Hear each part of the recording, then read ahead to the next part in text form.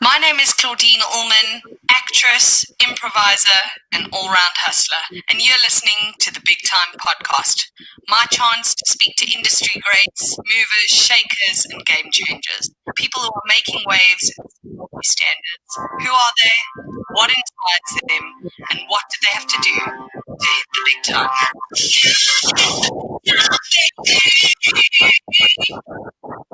Joining me today from the comfort of his very own home is my friend, hilarious comedian Ebenhaezer Dibakwane. Hey! I also have my own. My music as well. What's happening? You have a piano. Sorry? You have a piano? No, I just got a tiny keyboard. Woo! In the game, son! Nah, I was hoping to learn a skill during the lockdown. You're making some music, my friend. Eb, it is so good to see you. Good to see you, babe. Good to see you. It has been a while. It has been a while. So Eb and I, first of all, hello YouTube, hello Facebook, hello TikTok. We are live on all the platforms. And I am so excited to get to spend the next hour-ish with my friend Eb, who is just the most hilarious bloody comedian. So Eb, I don't know if you know, this whole show is all about you. It's all about your story, your journey, how you got into comedy. So I'm ready to be inspired. So tell me, Eb, first of all, how are you keeping this lockdown? How are you doing? Oh, Claudine, hey man, I am incredible. I think in comparison to most human beings, I think I'm incredible. But it's only because I live a minimal lifestyle. And also since they banned the alcohol, I had very little to to spend my cash on. I'm kidding. But yeah, man, I think I live a minimal lifestyle and I needed a break, I think, because I just needed to kind of reassess some of the decisions I'd make career-wise and some of the directions that contracts that I was almost in. Yeah. So for me, it was I lost a lot of money, but I'm still alive and I'm still eating, and yeah, man, I just feel healthier as a human being. Good. How have you been? How have you been spiritually and mentally? Spiritually, I've been fine. Mentally, I've got my days, when you start to know more and more people who have the disease and who are sick, it's terrifying, Yeah. And I think also, like you were saying, with money and finances, especially during this time, the problem with us as performers is we often equate our self-worth with how much we're earning. And it's just so dangerous. So dangerous for us to do that. Yeah, it is. It really is, yeah. So, have my days, but it sounds like that's all of us. Yeah, definitely, yeah. And I can believe that. Yeah. I can believe that. So, other than that, I've been enjoying not having to give like fake excuses why I can't come and see people. It's like, dude, Cyril said, dog. Don't be weird. I keep the house. I'm isolating for 3 months. I'm trying to keep you safe, cousin that I haven't seen in 5 years, who only started speaking to me when I saw the advert. I miss you too, but I can't come see you. Yeah, not a chance. Oh, Eb, that's so hilarious. And I totally get you. I feel the exact same. Oh, Eb has left us. He totally left the building. But we're going to continue talking about who Eb is and his journey until he comes back. So for those people who don't know, Eb is most people do know, but he is an award-winning comedian and he's back with us. I'm so sorry. I was just telling people about you. Oh, wait. The thing about StreamYard is that the camera's on the opposite side. So I was trying to... it is! I never recognize that. That's so weird. You've never recognized it. So when I'm trying to like react, I find myself moving weirdly because I think I'm going this way. Now I'm My leg getting is confused. now I'm like no, I'm totally Yeah. Eb, you and I started comedy at the same time, right, my friend? Like round about the same time. 2014, yeah? Yeah, okay. So I was 2015, so just after you. And in that amount of time, you have achieved so much. We're going to talk about your incredible career. What I do want to know is how you found comedy, because you've got a really interesting backstory. Oh yeah. I think I don't know, was that from the very beginning or Start from birth. Go as far back as you want. All right, then fair. So I come from a family of misfits. And so a lot of us are just like, in all of our situations, we were just odd, you know? Like, for instance, my mom was like the only like real, like heavy, like charismatic Christian, you know? She came from an Orthodox Dutch Reformed church, you know, like the Dutch Reformed church. And she was like charismatic. This is how Jesus is. So she was a bit of a weirdo in her space and she wanted to go and evangelize. My dad came from a family that, I mean, they were like ZCC people and they didn't really, you can swear, right? Yeah. Yeah, they didn't really fucks with church. So then he was like mainstream. So he was like weird in his family and he was like an academic. So yeah, that's his life, that side. And then all of us were usually the poorest in our situations until, well, I mean, not the whole time. When we moved to Nelspruit, so my dad and mom moved to the city at a time when they were just both teachers with 5 children, you know. Yeah, living in town was not the best thing for the sort of life that they wanted to achieve for us, you know. So, and also my father at least taking care of a lot of other people meant like 20 people in the house at a time. I am hyperbolizing for the sake of humor. Obviously, there's like a lot of people in the house. There's revolving doors. Came in and came out. It's hilarious. So it was like, yeah, man. I remember for a long time growing up, we lived in town. Well, I lived in town the whole time. I don't have a hood story. Sorry. Okay, I'm joking, but like I did live in town. What's the point? I did, but I did, right? And then, but like in the house, we didn't have electricity half the time, so we're using like paraffin candles or candles. Our geyser was bust for a long time, so we'd boil water. Wake up at like 4 or 5 to boil water and bath. You know, like we lived that sort of a life in town. And I remember us, you know, my dad having pride, and so we're never really, you know, able to discuss those things. We just had to traverse through life. So most of my siblings and family are the funny people in the group. My dad, as much as none of us really find him funny anymore, he still does that. You're like, Dad, I'm 26, dog. Like that's don't funny. Yeah. And my mom's funny is more kind. It's become more mean and sinister. Like I remember when I told her that I was quitting school, and that I was like a bit sad and depressed. My mom was like, "Oh, cool, man, cool." I'm like, yeah. She's like, cool. Then my dad's like, just write a business plan and tell us how you're gonna figure it out. It's like back in the day. Then my mom's like, wait, no, there's no need for a business plan, dog. You just go back to Joburg, do your thing. Just make sure when you bounce to pack your room so that we can rent it out. I'm like, why? It's like, we need to rent it out since you're leaving the nest, aren't you? You are making your own decisions.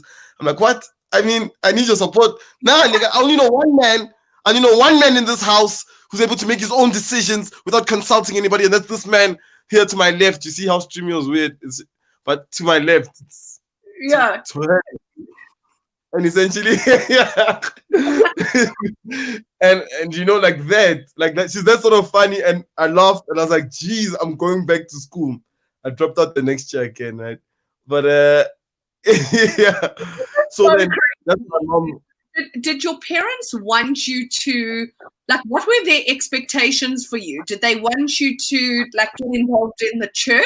Or was it, like, You know, so they were totally unsupportive of this whole thing, I assume. My dad gave in, but they would have preferred for me to be something high up in the science, but like money making things.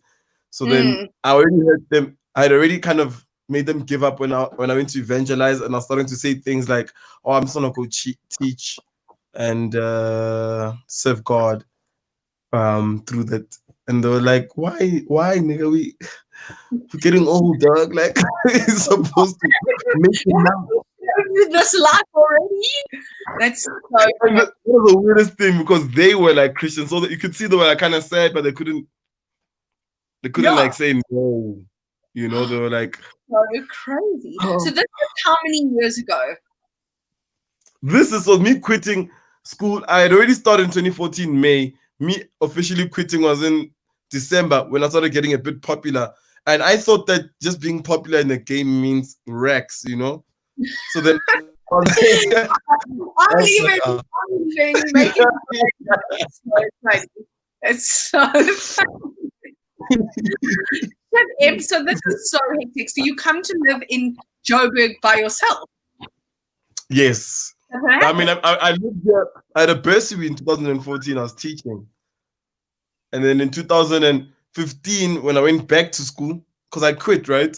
But I went back to school because my parents were like, no son of ours. And then, in June 2015, I just called my dad before the next month, before the turn of the month, like on the 28th.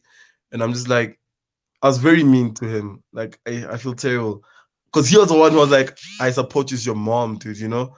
But I was just like, yo, dog, don't pay next month's rent. I'll figure it out. And he's like, yeah. I don't need you. Oh, hectic.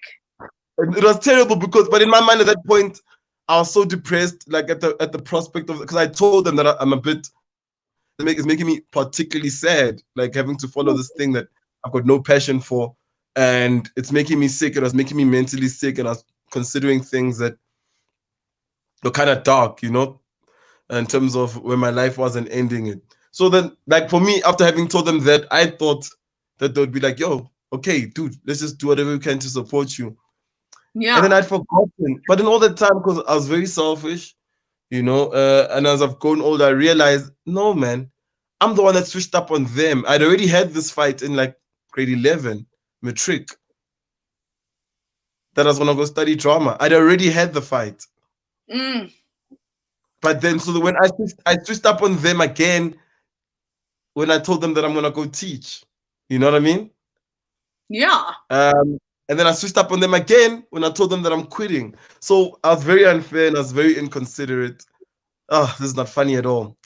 No, but honestly, it doesn't have to be funny. And the truth is what is like inspiring from this whole thing is what you were willing to do and what you still are willing to do to make it work.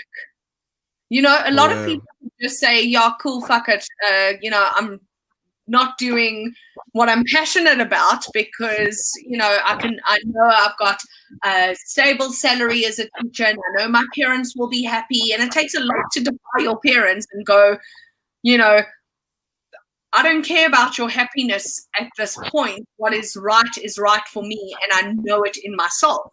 So that's the lesson I'm getting out of this, you know? Yeah. And I think it's a very difficult thing. I'll say to anybody watching, and anybody trying to age into the game, be kind. Let's try to be kind, you know, be firm.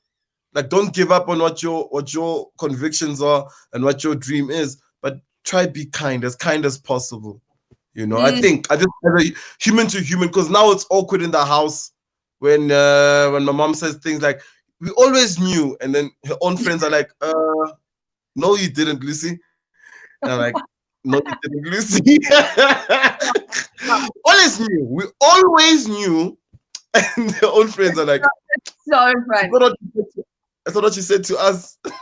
Yeah. You had no idea. I mean, Eb, honestly, your story, I really do think is an inspiration because it's really going from nothing, you know, and saying, I actually have nothing. And as you say, you started off and you were really popular as a comedian, but popularity doesn't bloody pay the bills, as you know. So really going, I'm willing to do what it takes, which is so admirable.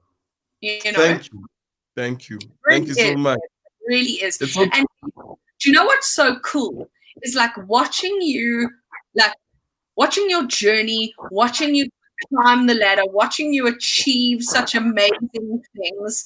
I remember me and Dan saw you in Catching Feelings, the beginning of Catching Feelings, and we turned to each other. We were both like, Eb is so hot. We're like, Eb is so hot. But like, it's awesome. It's awesome to see you in forums. It's awesome to see you winning awards. And what I want to know is, where does this passion, where does this determination come from? I think for me personally, it's from the fact that if I quit now, I'm gonna have to go home, and I don't want to go back to Mbombela, man. Yeah. This is better. I'm not going back. Not after this Wi-Fi life. Do you know this Wi-Fi life? How common it is in Joburg. I can walk anywhere and get Wi-Fi. In Mbombela, it's like every 10 kilometers, man. I can't live that life. You can't. No, it's about. I have this conviction that I need to change the world, and like not even like the entire planet. I think at some point it was that thing, but I've kind of imagined to be my immediate world. And if I am as infectious as I imagine I can be, they're gonna be like, oh shit, let me also affect my immediate world, and it's gonna trickle down in that way. Hopefully, possibly, I might make a huge statement on the world, But I've got this conviction that what I do has to be special. So in my living, in the way I look, in the manner in which I speak, in the comedy that I deliver, for me, everything that drives it and everything that makes me think of the next thing is shit. I need to make this work because I need to change the world, and I don't feel I've sufficiently done so. So that's why we do the ad and we write. Yeah. I mean, what's so awesome about that is I feel like a lot of people, they'll say stuff like, yeah, I just talk shit on stage. And it's so, what we're saying as comedians is so important, it's so powerful. And as you say, we are like changing the world, literally. So for me, I imagine. It's so awesome that you're saying that. And in saying that, do you feel like you found your voice? I feel like I was so close, and lockdown happened, so I've not been able to practice. I was almost there. I feel like I'm very close. Like I feel like I kind of know exactly what to do with my I know exactly what I want to do with my comedy performatively and narratively. So I think maybe like it's even like writing jokes now during lockdown. I'm just like, oh shit, that is so sick, and that fits like everything. Whether it's my social discourse, whether it's my wordplay and pun things, whether it's my non sequitur space, whether it's my flexing space. So I'm like, I'm just good at comedy, which just fits everywhere, and everything makes a complete picture. I was watching old comedy now from 2017 already, like now, and I was cringing. I was like, ugh. I'm like, ugh. Like now. Like now. No. It's so hard work because you evolve and you get better, and you find your voice, and you eventually find what you want to say. I mean, my style that you do, that I am, and I don't think you do it enough, because it kills when you perform like this. I'm dead. I'm dying. You are a master of physical comedy. Ebenhaezer Dibakwane, you are a master of physical comedy. I once saw Eb, I was on a lineup with him, and he was doing his jokes and killing and having fun and doing whatever, and he went to go and fetch the soap. Do you remember this, Eb? You were we were at what's that thing that Shanray used to do on a Friday night? Baba Black Sheep. We were at Baba Black Sheep. We were at Baba Black Sheep, and you just riffing, you doing whatever, and then Ed says something about going to fetch the soap. He went to fetch the soap and he brought it back. That was the only thing you did. I was crying. I had tears down my face. I was like, this is the type of comedy Eb needs to do. I couldn't cope. I was a genius. Thank you so much. And not to say that your writing or your other styles are genius. Just that side of Eb is like where my whole heart is. I'm like, this is just that. It just gets me in the right funny bone, you know? Yeah, I hear you. But I mean, I don't think it's terrible at all to have a certain attribute that shines out for certain people. Yeah. Yeah, absolutely. I think it's just so great, so genius, and so awesome. Eb, you've won 2 Comics Choice, correct? Yes, that's right. You've won 2 Comics Choice. You've written for television. You have been in a film. You've done so bloody much. Has there been a moment in your career where you've gone, this is it, I've hit the big time? I would say once I signed a 6-month contract with Comedy Central, like literally like now, and I was like, that's it. Yeah, you know what I mean, because that's huge. It means that I've got, even if as a freelancer, I've got like a 6-month buffer to like save. You know what I'm trying to say? Like, I don't think I really have to fuck up my life somehow. I don't know, heroin or something, or like high. To end up like dead broke again. You know what I mean? But yeah, man, if that's a big time as far as SA goes as well. That's just, you know, I'm on my way, dude. Once I sell my show. Once I've finally sold my show and everything is finalized and they're shooting it, and my company is the tax clearance has returned, and the channel that buys it is like, there's your money, it's in the processes. Then sayonara, man. Goodbye to any previous version of myself as well. I might even cut my hair, Claudine. You might have to start calling me Ebenhaezer. No way. No. I might change. I don't know. Cutting your hair. Your hair makes you. Yeah. No, but as far as comedy goes, I'd say, yeah, man, a second award was like, shit. And then like regular corporates, you're like, oh shit, that's like for, I guess, for a comic. Yeah, it's pretty huge. But that's, I think awesome. Like that's so cool, Eb, and I'm so happy for you. It's like, you know, it's just so nice to see that, you know, you work hard, you do well, there's options for you. You know what I mean? Which is just so bloody cool. I want to know. Sorry? No, tell me. No, I'm just saying the heavens have been kind, you know? Yeah. But I must say, the real moment when I knew I'd hit the big time was when I physically was on the big time with Claudine Ullman. Come on, hit the lens, hit the lens, hit the lens. I do the show so you can say that, boy. This is when I knew, son.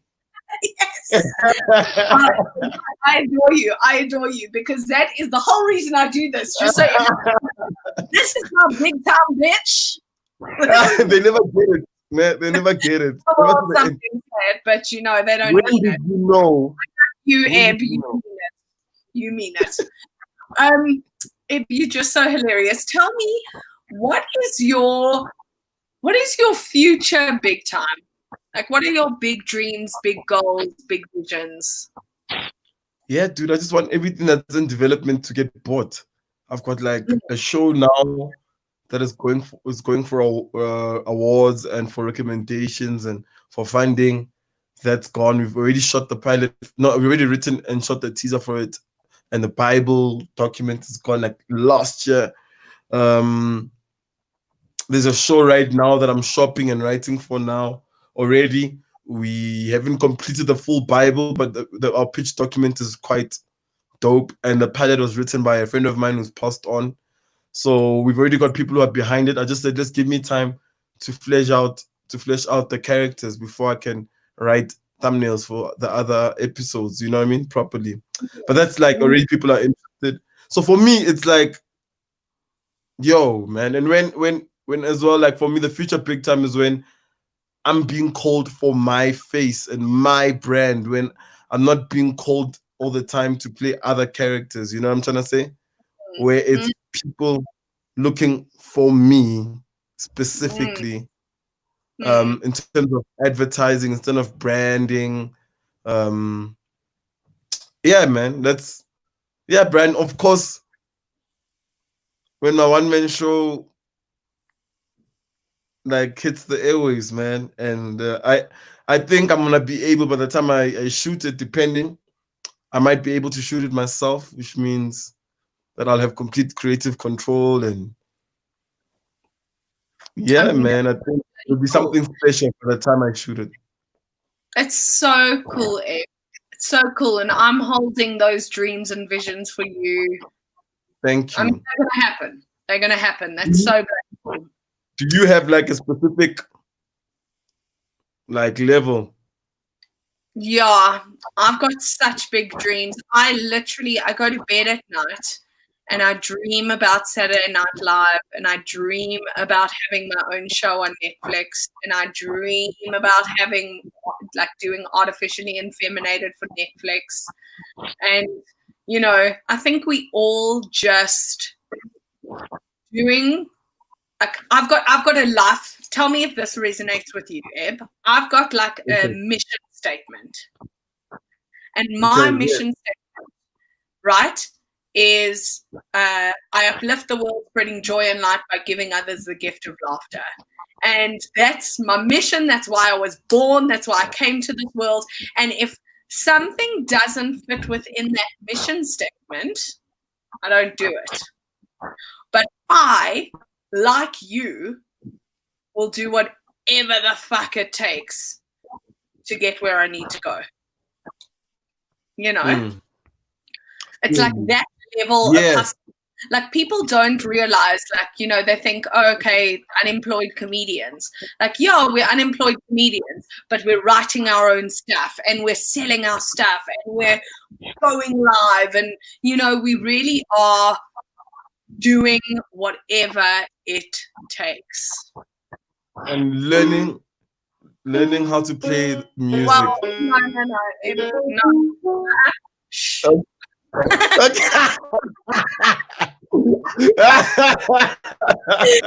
was like, stick to comedy, my friend. I'm gonna figure it out. Yeah. I mean, maybe next show you can play keyboard. Not now, but it's so funny. What I wanted to ask you is, do you have any, like, have you performed stand-up online yet? And if so, how are you finding it? Oh, I've actually performed stand-up, I think, twice now. The first time was for the Savannah thing. And the second time was for Stig's show. Stig has a weekly show. It's weird, man, that you're not gonna get better at the art form. And maybe, and you know what, that's a scary thing. Someone is saying to me, but what if this is the future of stand-up? Which I refuse to accept, you know. But you're not gonna get better at the original art form on screen, because there are certain things that you learn, nuances. It's a reactionary art form. It's, you know what I'm trying to say, that you can also play characters. You can do character work. That is fun. that I think you can, you know what I mean? But even then, the way we are used to the reaction and the pauses, you know, and the contemplation, and then the follow-up answers, and it just trains the brain. When someone doesn't laugh, and someone doesn't laugh, and you're like, "Ma'am, I can see you're offended. Like, can you explain to me why?" And then we are able to discuss why I said it's problematic, and I can grow from it. When there's on the internet, you're just gonna see a whole paragraph. Oh, this motherfucker isn't funny. Everything is, you know, I'm trying to say, blah blah blah. But like, you know, people have a certain type of bravado when they can just troll and they don't have to like. No one can see their face. Totally. Exactly. So it's very different. And also just that laughter. This thing used to be cathartic, you know, like mad cathartic, where you'd write something and you'd be able to like take them, especially with my recent stand-up, where I'll make them very sad, and so that they're sad with me, and I make them feel my pain, and you know, and then take them out of it very quickly, and we take, you know, and we travel through all of the spheres and spaces, you know, of humor and laughter and euphoria, and come back and consider the world and how fucked up it is, and you can just see them, you know, moving with you. Online it's different. Although if I end up having to start a show to my one-man show, do buy tickets. I will appreciate it nonetheless. Totally buy tickets, guys. That's so funny. That's so great. Do you know what I want to know? I want to know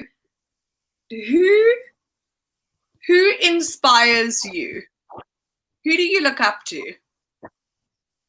Yo, man, there's a lot of people, but if I had to sing, just like try and find one. No, however many. All right, so yeah, man, Mojek Lohoko was like I think everybody knows, like, it's just one of my like, it's like my OG, like, yeah. That nigga is like, yo, shit. He's just like he's got many spits, and just his like prowess with the art form, like his ability to, you know, make comedy look malleable. You know what I mean? Makes it look like Patty. And also he's South African, so it's like a story that I can see, like I can physically see what is possible. So he's an outlier in my mind. Totally. But I definitely consistently inspired by, surprisingly enough, Amy Schumer, Dave Chappelle.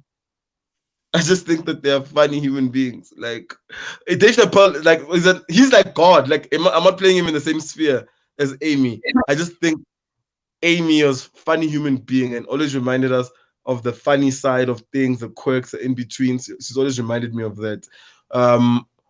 I'd say, yeah, Dave Chappelle. This one is controversial. Patrice O'Neill, R.I.P. It's very controversial. Patrice O'Neill. But yeah, a lot of people, man. Definitely Jay Boogie. Again, it would be controversial. I think there are people who push the boundaries as well, and who exist outside of the spectrum of what we will ever exist in.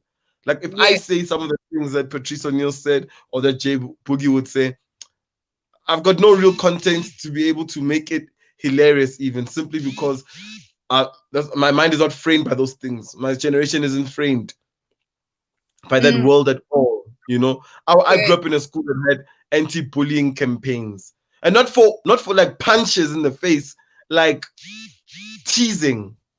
Yeah. You know, I grew up in a time when like a person can get you into trouble.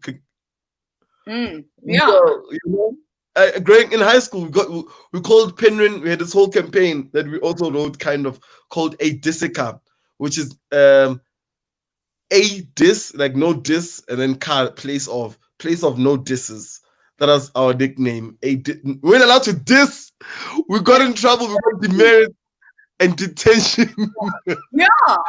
Yeah, there's like a certain protection. You know, people don't, or maybe they do, but you know, comedians are broken people a lot of the time. You know, there is something that is broken about them that forces them to go out on stage and also look at their lives and go, cool, the serious shit happened to me. How do I make that funny? Yeah, that's weird. It's kind of weird, hey? That the first time tragedy hits, immediately tragedy hits, your mind is like, what gag could I write out of it? Yes. That's exactly what I'm talking about. And to do that, you've got to be in some way, shape or form, broken. I do imagine so, to an extent, yeah. But I mean, like, you see, now we're living in times where now, for instance, we are also going to therapy, which is good. I go to therapy, you know what I mean? But it's just a different time. It's a different time that we're living in. You know what I mean? It's different. So I'm saying that people whose minds and comedy is framed by completely different worlds. So it's almost like watching history in the present day. Those people inspire me, and also just remind me where comedy has come from and where it can still go. You know what I mean? And you're right, because their voices are so unique. You know, just so unique, and they're saying what they need to say. You know, yesterday I had such an interesting conversation on the Big Time Ebb about, I was talking to Daniel Buckland, and we were talking about finding your voice. Yeah. What we were saying is that your voice is, like Daniel was saying, his voice is constantly shifting. And I was like, oh, I never thought of finding my voice like that. I always thought that it was like, oh, here I am, like I found my voice, this is what I want to say, and this is who I am. Actually, this is who I am now, and this is my voice now, and this is how I express it now, and it can totally change. Yes. Remember Dave Chappelle? Everybody was sure he had found his voice before he had bounced. He came back less physical, less animated, completely. Like, you know what I mean? Totally. Yeah. It's like, it wasn't his voice. He still has a voice and a very powerful and strong point of view, but yes, it wasn't the same. Of course not. Yeah. Yeah. It's like all depends on your journey and what you have gone through, and you know. Exactly. Like, I feel like only last year, honestly, it's taken me 4 years to go, this is what I want to say, this is my style, this is what I think is funny, and I had to fail my tits off. Which is always hilarious. It's always hilarious to watch a comedian fail. It's always, to me, it's hilarious for everyone else but that comedian. You know, like, this isn't fun. But you know what? It took that sort of failure for me to go, this doesn't feel right. It doesn't feel like I'm saying what I need to say. And now when I get on stage and I am playing a character, or I'm doing audience interaction, or like I've written something now, I'm like, oh, this is what I want to be doing. This feels like me. I feel so free. I feel limitless, you know? I didn't realize stand-up was so liberating. Yeah. Yes, and that's the thing, when you get closer and closer to your voice, it's easier to also just say anything that you kind of, you know what I mean? Because you're framing. Once you have your voice, you can frame any statement. So like, for instance, if I found my voice and I want to talk about text, I know that I'll start off with a statement. That's what my easiest thing will just be, like, how fucked up text is and how it hasn't really served me, blah, blah, blah. And then I'll go and create the metaphor for it. And then I'll add the animation with the voices and the running or whatever the case is. But I know, like, I can frame it because I know where I'm at, you know?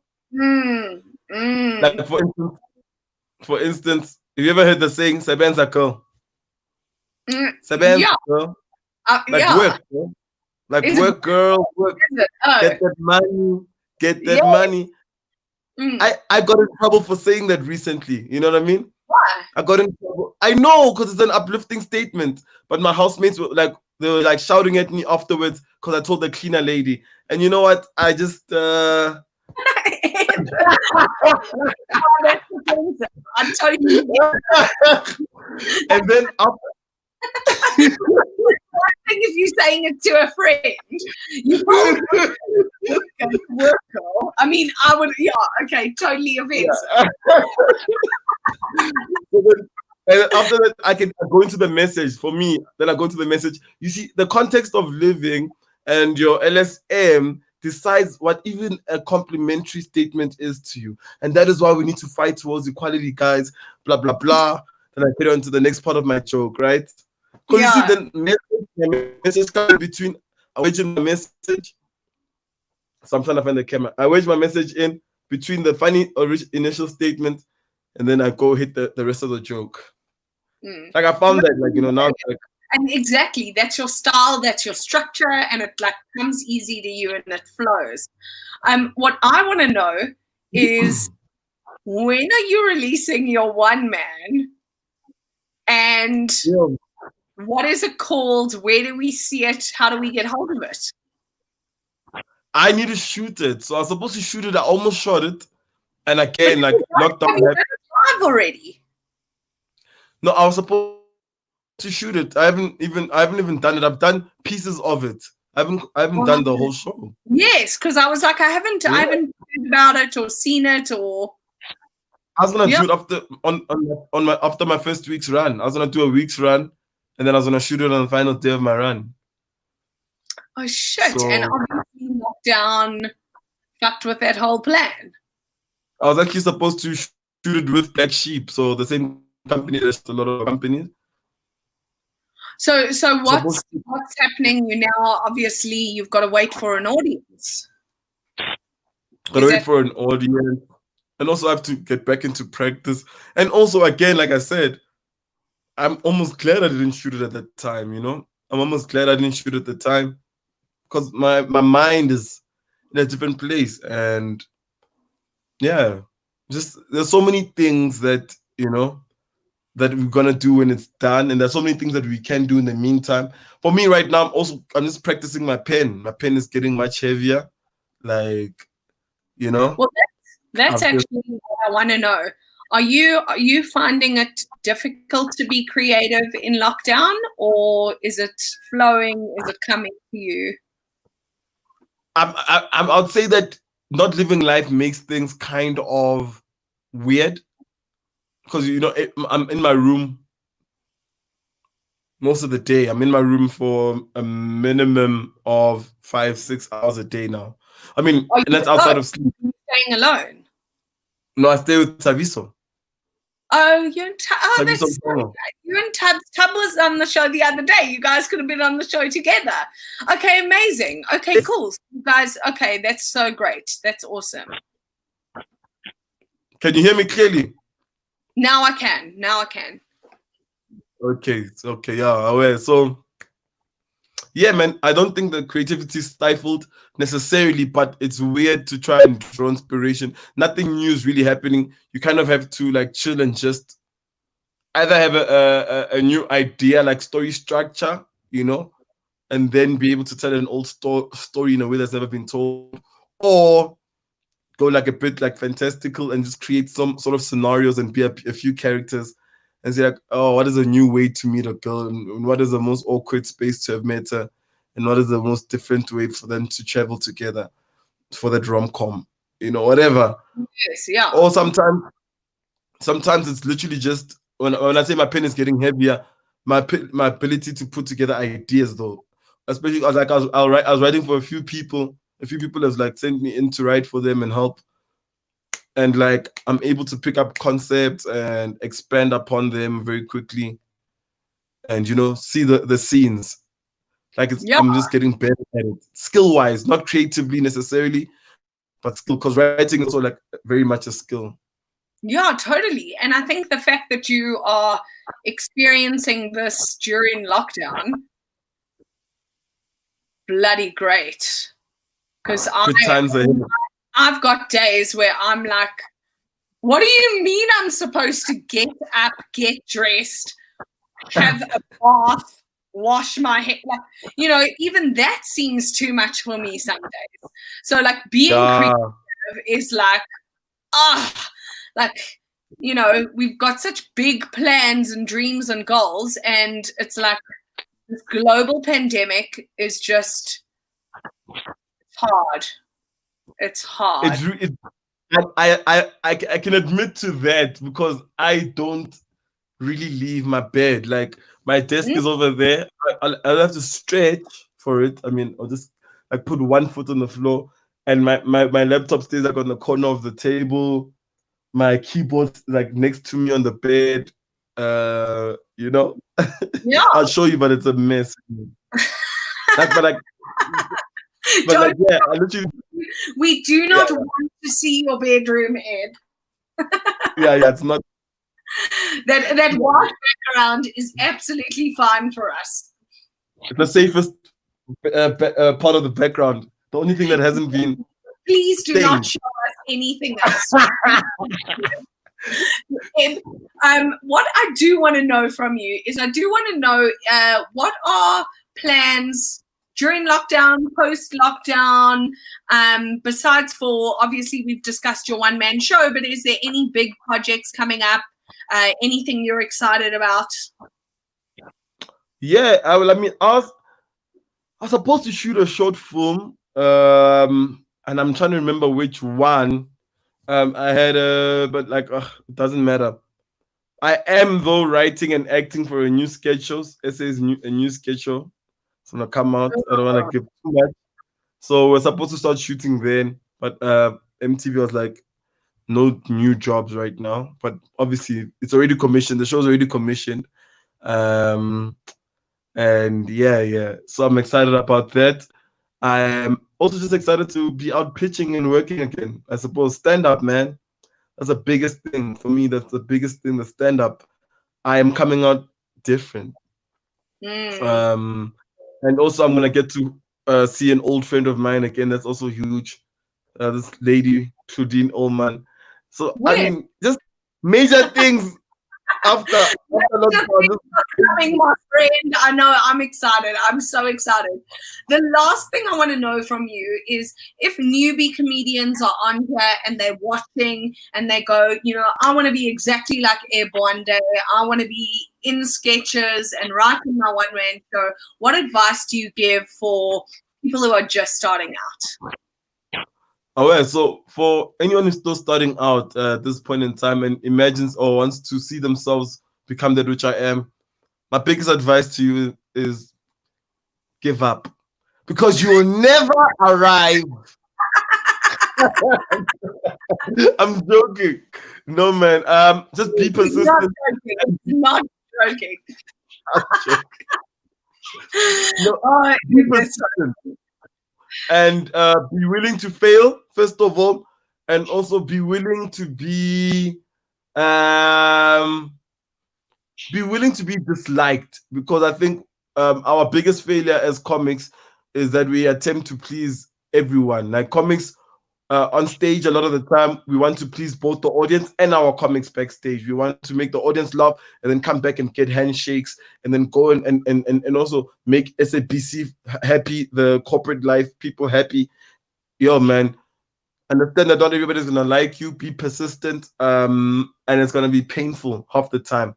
But those of you who make it through will be even way better than a lot of our generation has ever been. So good luck to you guys. That is power, my friend. You are power. It has been so bloody awesome catching up with you. I've missed you. And just thank you for inspiring me, and thank you for inspiring our tens of viewers. It has just been, we're growing together, my friend. But it has just absolutely been so divine to see you. So thank you for being on the big time. I appreciate it. Thank you so much for having me. Appreciate it. My friend. Thank you so much and keep well. Bye, Eb. You too, Claude. Bye-bye. Guys, Ebenhaezer Dibakwane! He is just so bloody brilliant. He's so funny. If you haven't seen him, please follow him on every single social. He's just so great. I'm sure it's at Ebenhaezer Dibakwane. Just Google him, guys. Google him. And if you haven't Googled him already, why not?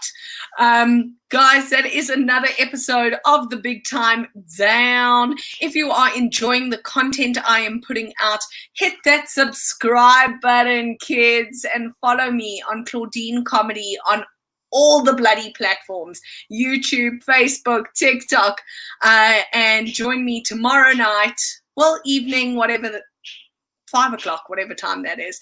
Join me tomorrow at 5 for another episode of The Big Time. Hit subscribe. Love you. Bye.